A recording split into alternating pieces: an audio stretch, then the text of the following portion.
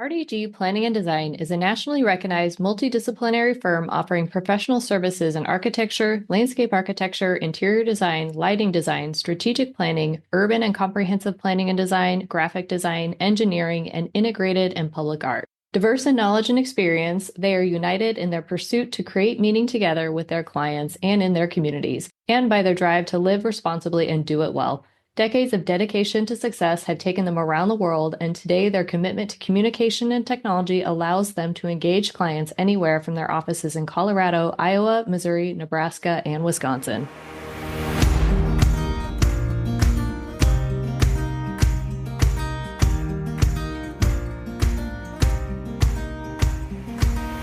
You're listening to the Booked on Planning podcast, a project of the Nebraska chapter of the American Planning Association. In each episode, we dive into how cities function by talking with authors on housing, transportation, and everything in between. Join us as we get booked on planning.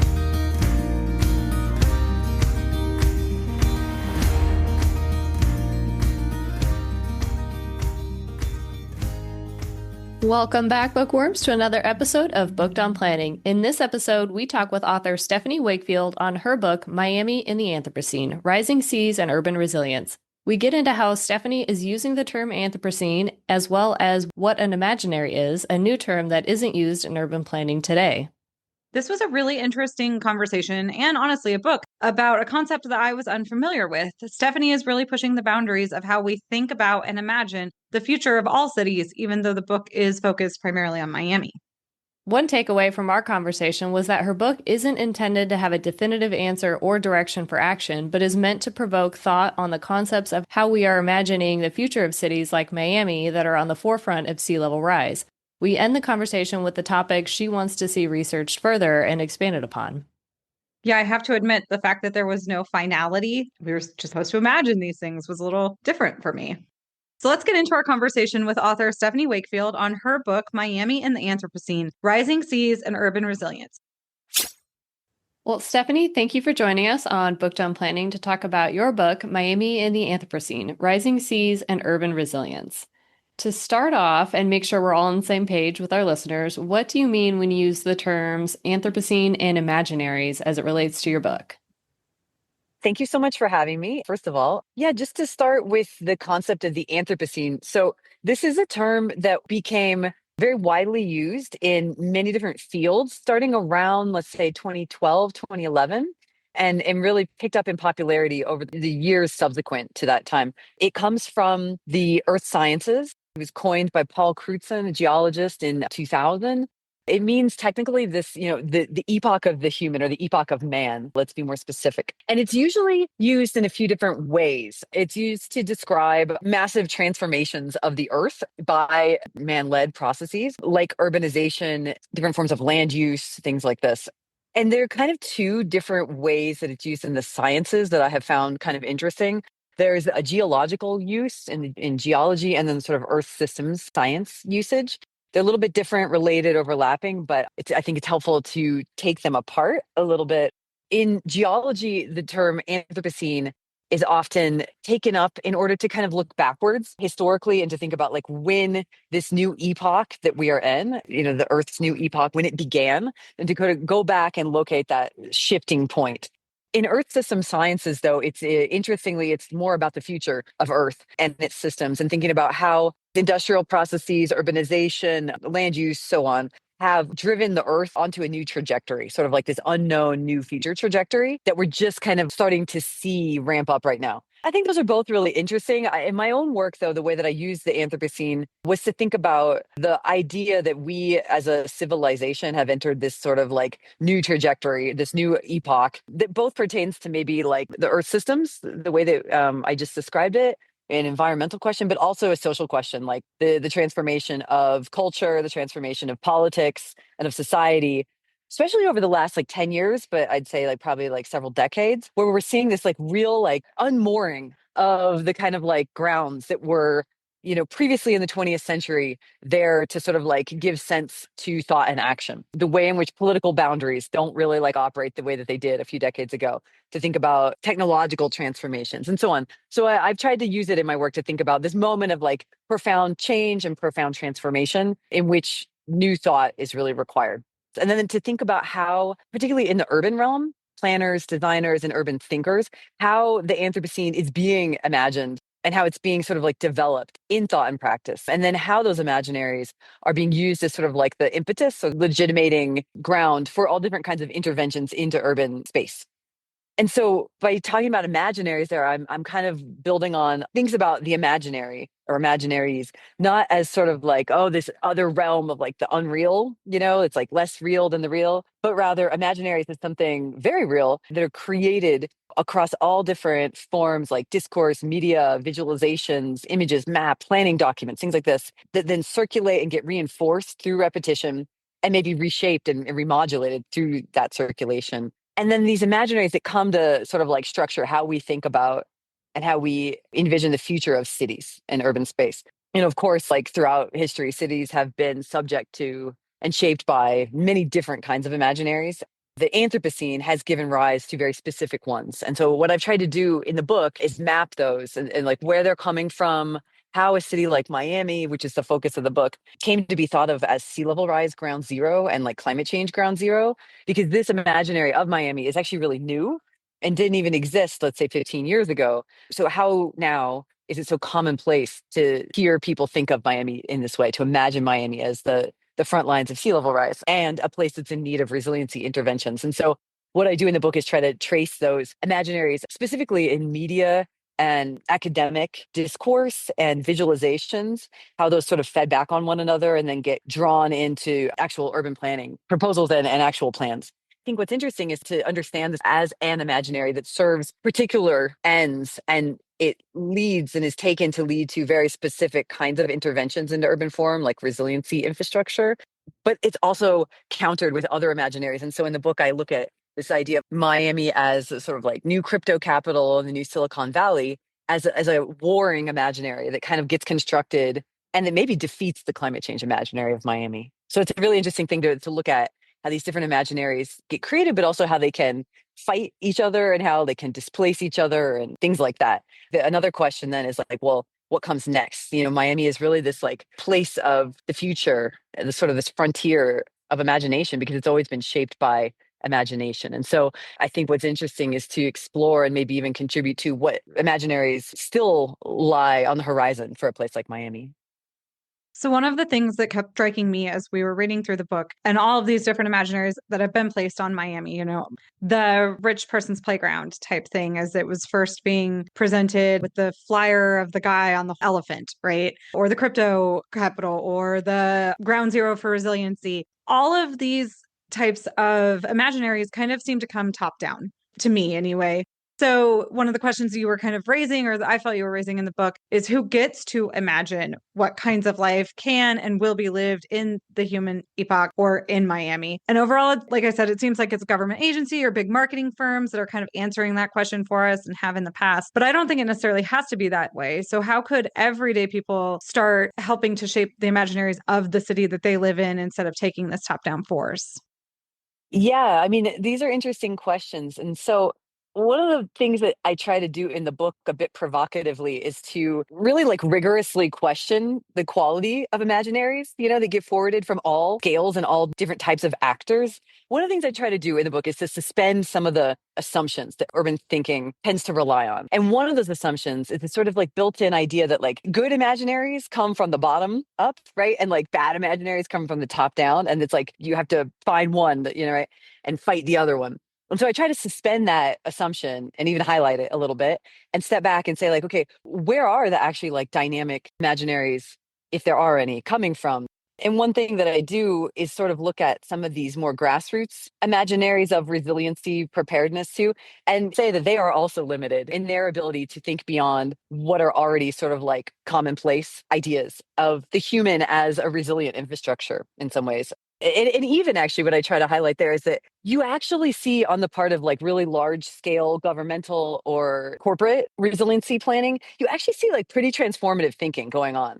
Even if we can highlight like a lot of the limits of it, maybe it's very technocratic, we can also see that it's geared towards this like pretty large transformation of how we think about cities and how they're designed and adapting to like a what is imagined at least to be like a really radically transformed environment. On the other hand, with some of the grassroots ones, what we actually see is what I try to show in the book is a loss of that transformative dimension and more this sort of like dwelling in the ruins kind of like life should be, it's said in a lot of these imaginaries, is sort of like survival infrastructure for dealing with disasters, recovering from them and things like this. And so what I think is kind of interesting there is to say, okay, if we jettison that assumption that's really baked into so much urban thought that bottom up is good, top down is bad.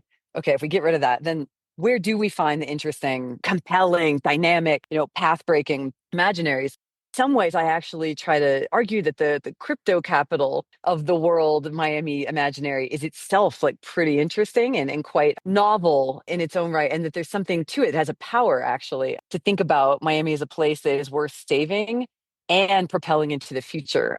It's an imaginary that doesn't give in to this climate change hysteria that is built into the sea level rise, ground zero imaginary, right? So I try to kind of actually highlight that as what I think is a bit counterintuitive for a lot of maybe like critical urban thinkers, but to say that there's actually something really compelling there. The book's real big argument, overarching argument is, can we untether from these baked in ideologies and baked in assumptions that are in so much of urban thought and kind of like look at the things themselves as they are emerging? So, in one chapter, you talk about this concept of backloop urbanization, which was a new concept for me. What is this and how does it impact cities? The idea of the back loop comes from resilience ecology. It comes from the work of C.S. Halling, an ecologist who really pioneered this idea of resilience, which is now so dominant in urban planning and design. The idea is that essentially all systems, including cities, according to resilience ecologists, go through sort of like two phases of life, front loop and a back loop. The front loop is sort of this movement from like rapid growth and rapid transformation to a sort of stability phase, like a mature forest, let's say.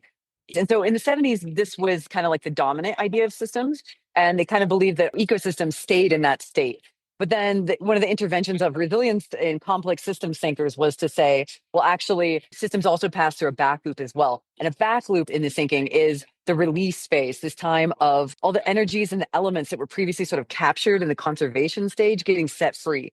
So a back loop is a time of extreme transformation, maybe collapse, maybe confusion, maybe destruction and renewal. And I found this concept to be pretty useful as a heuristic only in my own work for thinking about the time that we're living in, because we are living amidst so many rapid and cascading and difficult to comprehend transformations in the realm of thought, the categories that were previously used in the 20th century to understand and to stabilize being, spatially in the realm of, let's say, creative destruction, politically, really in all domains. We're seeing these rapid unmoorings and moments of chaos and confusion. And this is not coming from like a single disaster, like a forest fire, although that is the example that's often used by resilience ecologists to sort of illustrate the back loop. This is more of like an ongoing sort of civilizational transformation. And a back loop as this like moment that we're in is maybe quite long. But to me, what's really interesting is to think about, okay, if you look at our moment through that lens, how does that change what you see as the possibilities for thought and for even design and planning? Or how does it change how you interpret what's already happening? One of the things I suggest in the book is that a lot of these sort of like attempts to adapt cities through infrastructure in the name of resilience, some of these are what we might consider forms of backloop urbanization, a particular form of urbanization proper to this backloop moment, because they identify these rapid shifts in the baselines for urban planning and thought. They identify these shifts in terms of whether it's climate change, changing coastlines, changing environmental conditions, or in the realm of like how we even conceptualize the city. More and more, it's thought of this like complex, adaptive system, eco-cybernetic system, maybe. And even the role of planning is now being transformed to conform to that image of the city and to be much more about these sort of like emergent, even living infrastructures. And so I describe this as the kind of backloop urbanization that emerges in response to a perception of extreme change, a time of extreme change, and that tries to build for a time of extreme change. I work in urban development and land redevelopment. And an observation you make is that the majority of resilience infrastructure that's being built, especially in Miami, but probably everywhere, isn't necessarily actually to save people or certain human way of life, but actually to stabilize the real estate markets and credit ratings, which honestly kind of pierced my heart. And like, you're not wrong, but when you put it so bluntly, it's like, oh gosh, that's kind of awful. and I'm thinking more in Miami, but how do we move past thinking about stabilizing real estate markets and whether or not we can get good credit ratings and actually begin to develop for people and community? And you're thinking about resiliency or just in general? Yeah, this is a great question. I think this is a really interesting topic. So again, like going back to imaginaries and how they get taken up and they're actually a terrain of, let's say, even battle and, strategy.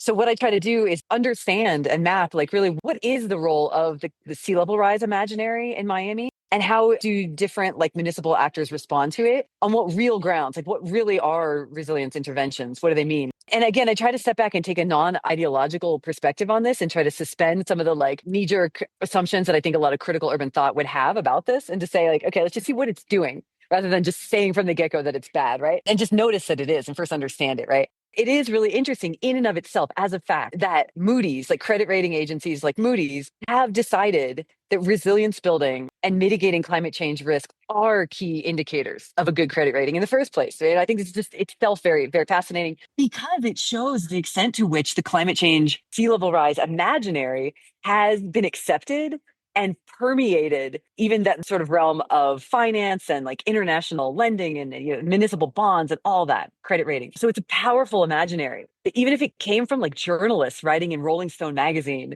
and like some scientists, publishing some papers and the circulation between them, it's now more widespread, right? That fact alone to me is really interesting to note. The geographer Samantha Cox has written a lot about this, about finance and resilience in Miami. I have drawn on her work in the book to understand this. And she kind of just shows that basically what's going on is that climate risk projections for a given city will be compared with resilience initiatives on the part of like credit rating agencies, specifically infrastructure building. She shows that sort of like if there's an absence of resilience infrastructure initiatives, this is seen as making you more vulnerable, right, to what the science is saying is the risk. So built in right there is already like a set of accepted assumptions about climate change risk, right? And all that by the credit rating agencies. And then essentially, if they see a mismatch between what the city does and the risks that they're said to face by the science, then the rating can be downgraded. And one thing she emphasizes, which I think is fascinating, is that these agencies, rating agencies, actually consider local media stories to understand what the risks are said to be and how they're perceived locally and how governments are responding to them. So it's not just like scientific articles, but actually media stories.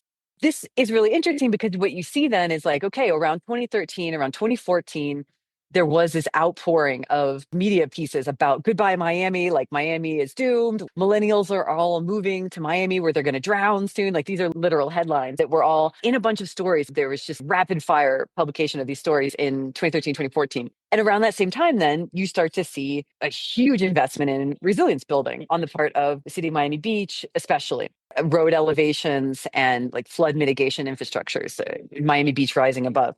Eventually, later on, you see in some of the reports sent by Moody's to Miami Beach on the credit ratings, they get like a very high grade. And part of the report specifies these resilience building activities as justification. So there's this really interesting circular kind of like dynamic going on that I try to follow in the book between media pieces, academic discourse, literal municipal interventions into urban space, like elevating roads several feet and things like this. And then credit ratings. And so this is a really interesting logic where the imaginary is very powerful. I think I'm not necessarily in the book trying to say that this is bad or good, or just that it is. And I think one of the things that's interesting is to really be aware of this, of the imaginary and the imagination as a terrain of strategy, really, and manipulation and creation. And then to think about, well, what would it mean to, if you want to produce better imaginaries, if you want to produce other futures, how do you actually intervene on that terrain? It's kind of one of those like understand the battlefield kind of things in order to fight well on it. So I think that's like an interesting consideration if the question is, how do you move past this circular dynamic where you're just producing infrastructure to keep the economy going?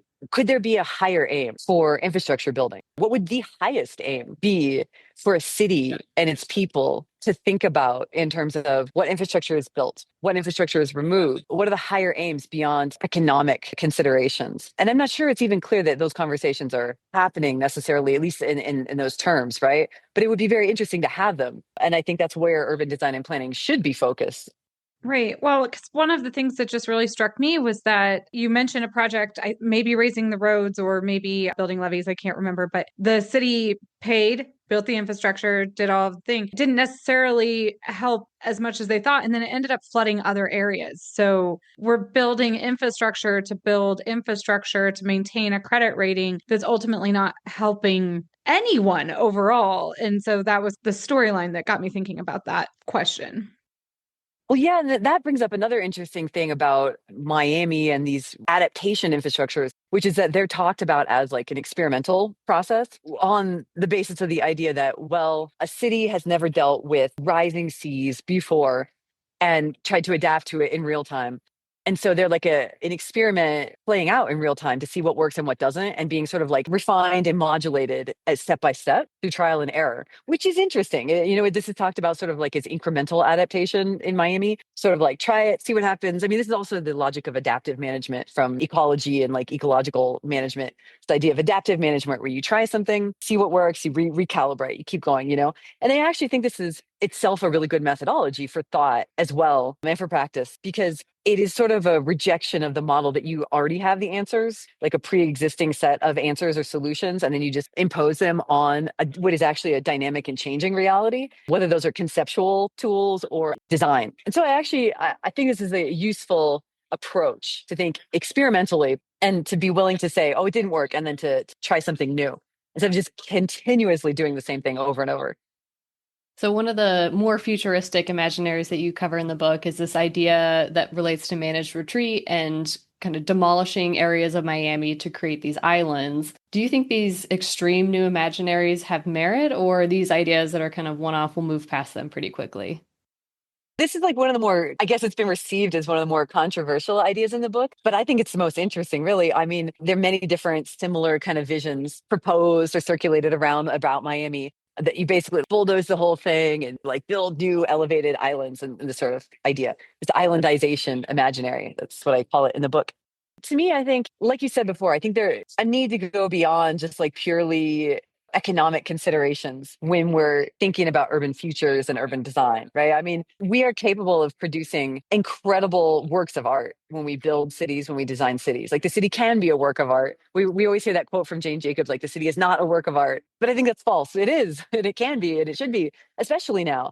We are looking at a lot of the urban development interventions of the 20th century, and we're kind of able to take stock and see what was good and what was really bad. I love Florida, but like everybody involved in any kind of urban planning in Florida knows that it's also a bit of an urban planning disaster in many areas, whether we're talking about suburbanization or kind of like sprawl or paving over paradise. A lot of, I think, big mistakes have been made when it comes to developing South Florida. There's something to be said for the idea, there's something compelling, I think, in the idea of just, ripping it out and trying something different. And that's kind of behind some of these visions. I mentioned this one in the book from Tom Gustafson. He was a former Speaker of the House of Representatives in Florida, a lawyer, and has done a lot of work around like sustainable futures for South Florida. And I think he has some incredibly interesting ideas. And one of them is this idea of the islands of South Florida, which I've talked about a lot, and it's in the book, which is essentially, bulldozing the whole thing, using it as fill to build these different islandized settlements linked by new bridges, self-driving cars, local forms of power generation and production, but interlinked like regionally with their own forms of defense and so on. A Library of Alexandria, this sort of like this big, it's kind of return to this sort of like utopian vision, but with a creative destruction element built in. And I think it's really compelling because even if you think it's totally unrealistic, even if you think it's laughable, even if you think it's evil or you assume that it's evil, you have to admit that it's like pretty audacious and hubristic and thinks beyond the dominant sort of like economistic or resiliency as survival kind of logics that do dominate the fields of planning and urban thought. And there's a lot of other versions of this island vision to a lesser degree. Jeff Huber and Diana Mitsova and a team of other faculty and practitioners from FAU, which is where I work, did a really cool project that I also really like called Salty Urbanism.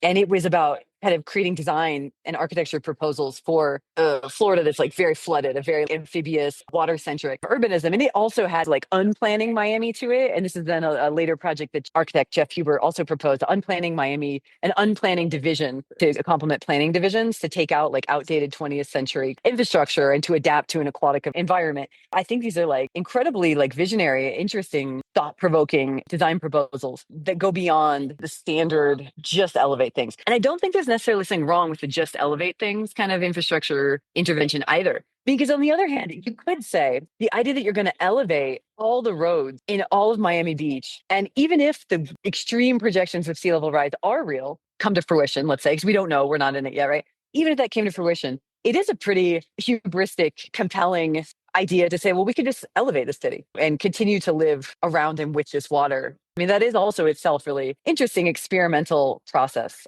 Anyway, with these like islandizing visions of South Florida, I think what's interesting is the possibility of like really radically transforming urban form and urban space itself in a region that really could be, I think, more interlinked with its environment and wilder, and their visions of how you might do that. Somewhat to that end, you present a new concept, the Anthropocenic infrastructural nature. So, can you explain what this is and how it could be transformative in a way of thinking about nature as infrastructure as opposed to putting in new islands too? Well, actually, yeah. I mean, so some of those island visions also have this idea of incorporating nature based infrastructure, like living infrastructure. And so, this idea that ecosystems themselves, living organisms, oysters, or the whole ecosystem of an oyster reef or wetlands, things like this, the idea that these are themselves infrastructure and can be designed and harnessed for use by cities to provide services. This is something I've analyzed a lot in my work over the last like 10 years in New York and in Miami. And what I kind of have traced is the way in which nature has come to be defined in a new way as infrastructure and then like built and designed as according to that imaginary. So it's again a question of imaginary where maybe this like modern stereotype of the idea that urban planners may have had that like nature was this inert thing or like a waste or a dump or something like that outside the city, where now in response to what are seen as like the perceived urgencies of the Anthropocene, we see this turn towards embracing nature and like bringing it in and imagining it as something like very dynamic and alive and like full of capacities. And I think that we have to think about this as I call it Anthropocenic infrastructural nature, not because it's like environmental and not because it's just about climate change, but to get at this idea that the Anthropocene itself is taken as a call. And I'm not saying I agree with this, but it's being seen and defined as a call, reconnect the human and nature and like bring nature in, transform even the basic fundamental categories of like Western metaphysics, like subject object, city nature, things like human nature, things like this. It's really taken as this impetus to redefine basic categories of urban planning and then to do urban planning differently. So Anthropocenic has that meaning here. Basically, this idea now that you see developed and then now being brought into fruition in New York is that you can restore something like the oyster reefs that once were mile long around Manhattan. You can engineer them and restore them and then harness their capacity to act as like breakwaters to buffer the effects of like storm surge from a hurricane or something like that along the coast of a place like Staten Island. So this is an interesting project by Scape Landscape Architecture, Kate Orff's firm, to build experimental sort of like 2 mile oyster reef off of Staten Island. And this was one of those rebuild by design competition awardees from Hurricane Sandy back in, I think, 2013. And it's now been completed as far as I understand. The construction is fully done. And this is a really like path breaking, really interesting project, the thinking about city and nature and infrastructure too. Because the idea is that like through their life cycle, oysters build these reefs, they accumulate on top of each other and provide this living infrastructure that in some way maybe offers a better buffer to storm surge than a concrete seawall might, while at the same time providing like habitat for organisms and things like this. And in a similar way, we see the Everglades in South Florida being talked about as an infrastructure that could, if it's restored to its pre-modern hydraulic flows, could act as like a buffer on the saltwater intrusion into the drinking water supply in Miami's aquifer. So these are very different ecosystems, oyster reefs and the Everglades, right? But they're both being thought about as infrastructures that can be like redesigned and re-engineered so that they serve these functions for ultimately the survival of the urban form that exists right now. It's an interesting new definition of nature and infrastructure.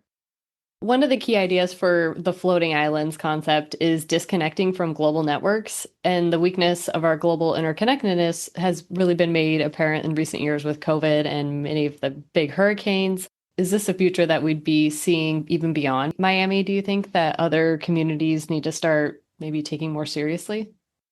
I think it's definitely the zeitgeist, this like delinking impetus. Of course, there's never delinking without relinking in new ways, right? It's like creative destruction. I mean, we can even think back to these sort of like older ideas of magic, like, Giordano Bruno, or like older ideas of linking and binding reality as a process that actually involves delinking and then like selecting which elements you want to piece together. I mean, it's not something you might normally hear talked about in like the urban design realm, but I think it's actually pretty relevant here. I think there's a pretty widespread sense that the globalization model has been a failure on many different scales. And we can see that supply chain disruptions are only one manifestation of that. And it seems that like a big movement away from that global infrastructural and governmental network model is emergent in a lot of different ways. I mean, the Trump administration's tariffs are part of this. The idea of relocalizing manufacturing is certainly part of this. But this also combines up with recent efforts to build new cities, to generate new cities, whether these are like the network states, Balaji's network states idea built on like crypto and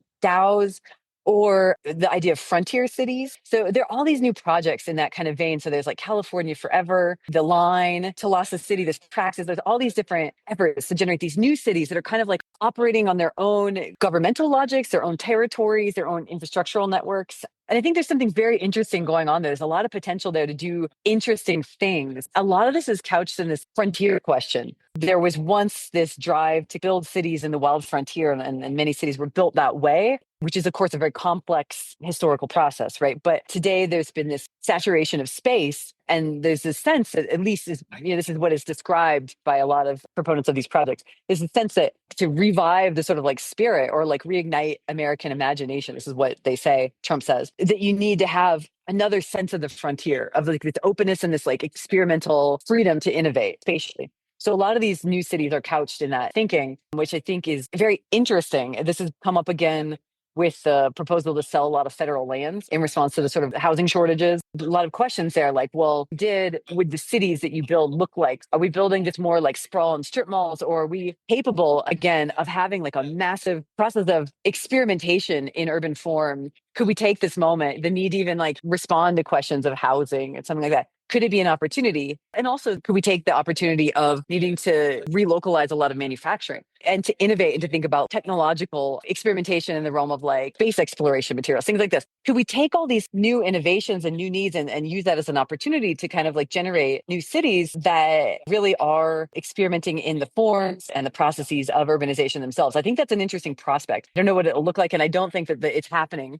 And I'm not even sure that that's what's being said per se or proposed, but I think it is an interesting horizon to aim for and to think about what that might mean. I think what's going on in El Segundo is kind of interesting in this regard, because there's a lot of like experimentation in hard tech manufacturing and thinking about, can you really manufacture drones in America completely again? Or what is the infrastructure needed for Mars colonization, and what cities can support that kind of manufacturing? So it's a kind of like a 21st century experimental urbanism, which I think is playing out right now. And switching from building new cities to killing old ones, I guess, herbicide has traditionally been a capitalistic restructuring of forestry development. And I think most of our listeners will be most familiar with herbicide as used during wartime. But the book proposes a new way of thinking about herbicide. Can you explain what you were thinking there and how we could reframe it and take it from sort of a mass destruction to an opportunity for build? This is another example of where I kind of in the book try to suspend the assumptions that are built into a lot of like urban thinking and consider other possibilities for some of these concepts that circulate.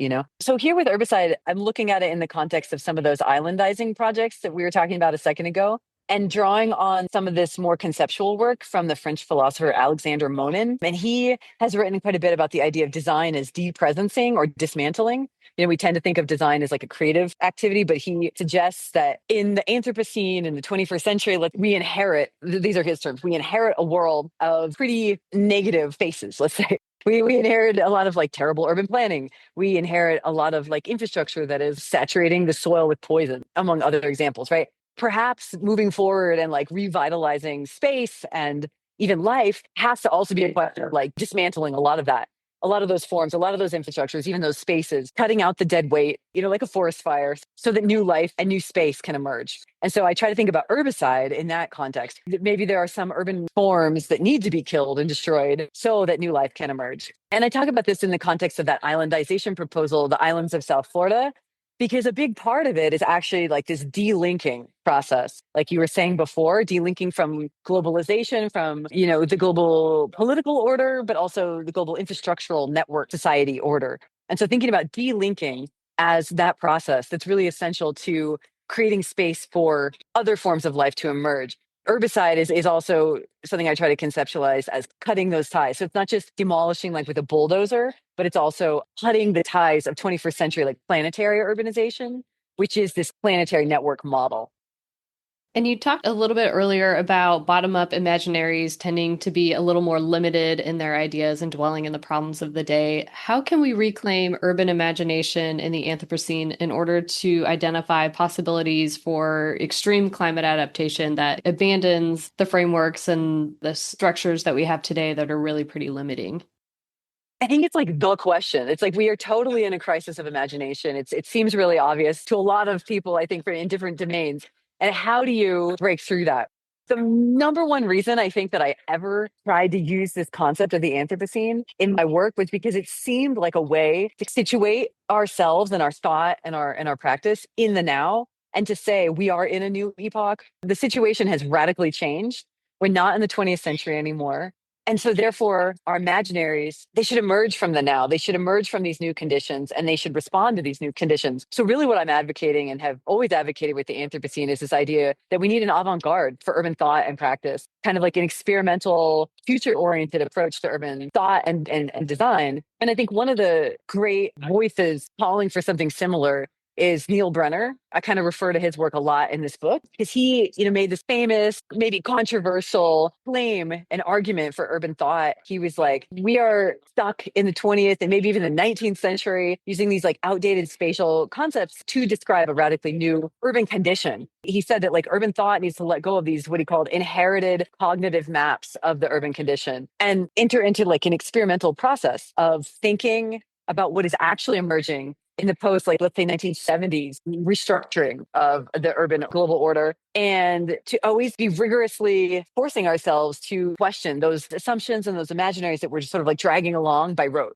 And so I think just even being attentive to that and always seeing ourselves in and understanding ourselves in this epochal new moment is really helpful. And beginning from the real transformations happening around us, rather than visions of them maybe from another century, can be very helpful rather than like sort of deductive analyses, based on like old concepts. Challenging ourselves to generate our own is, I think, the right methodological stance. But that doesn't mean I have the answer. But I think it's an attitude and an orientation that's not ideological. And it's sort of like free and experimental. I think that's what's needed. And from that, I think that's where the fresh and the really vital ideas and practices will come.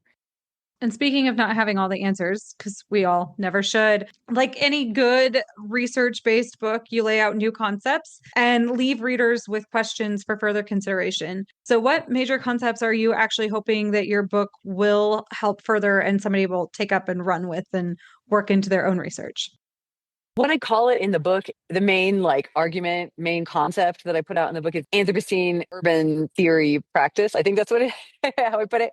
Or you might say like 21st century urban thought and practice. And by that, I mean what I was just describing, this experimental free orientation to understanding and intervening by design in the present, right? I think we're in a time of incredible transformations. And we talk about like the housing crisis. There's a lot of talk about this in the news, but we might remember what Martin Heidegger said like 70 years ago, that even talk about housing shortages in post-war Europe really obscured other questions, which were more even spiritual and philosophical, that we might want to consider about the relationship between like the human and space. I think we're in a time where we want to retake that question and really consider it on our own terms and in our own 21st century context. We're living in a time of probably real profound environmental transformations, but we're also living in a time of great political upheaval, for sure, wherever you stand on that, as well as a time when in the next few years, we're going to send human beings to Mars. We're thinking about urbanization of Mars. And so to kind of paraphrase J.G. Ballard, the first city designed off Earth will be probably not that far off. And it will probably be an American city. Who will be the Robert Moses or Le Corbusier of Mars? I think these are the questions that we want to have in front of us. Big, audacious, future-oriented questions. And I think we want to approach them with, like I said, experimental openness to see what can come. And as this is Booked on Planning, what books would you recommend our readers check out? I've been reading a couple. I really like Pierre Menot, Metamorphoses of the City, thinking about the Greek project of the polis as the foundational element of Western civilization and what spirit and what orientation to a higher human life was imbued in the polis, and did the polis serve? And how might returning to that kind of thinking in our own context actually help us move beyond what we were describing as basically economic, uniform urbanism? Think about what are the heights that urban design could aspire to now, spiritually and philosophically and even aesthetically. I also really love the Salty Urbanism book by Jeff Huber and like I said, Diana Mitsova from FAU. I think the most interesting, coolest adaptation design proposal that I've seen for living with water. Because there's always this sense that South Florida could be a much wilder, more vibrant place. And maybe it was, and that's been paved over. And in some ways, adaptation to sea level rise actually seems almost paradoxically to open the possibility of rewilding Florida. And I think their book kind of sparks the imagination in that way. I always love a good book on rewilding. Yeah. So many interesting concepts that come out of it. Well, Stephanie, thank you so much for joining us on the show to talk about your book, Miami in the Anthropocene, Rising Seas and Urban Resilience. Totally. Thank you so much for having me. It was great talking to you. We hope you enjoyed this conversation with author Stephanie Wakefield on her book, Miami in the Anthropocene, Rising Seas and Urban Resilience. You can get your own copy through the publisher at the University of Minnesota Press, or click the link in the show notes to take you directly to our affiliate page. Remember to subscribe to the show wherever you listen to podcasts, and please rate, review, and share the show. Thank you for listening, and we'll talk to you next time on Booked on Planning.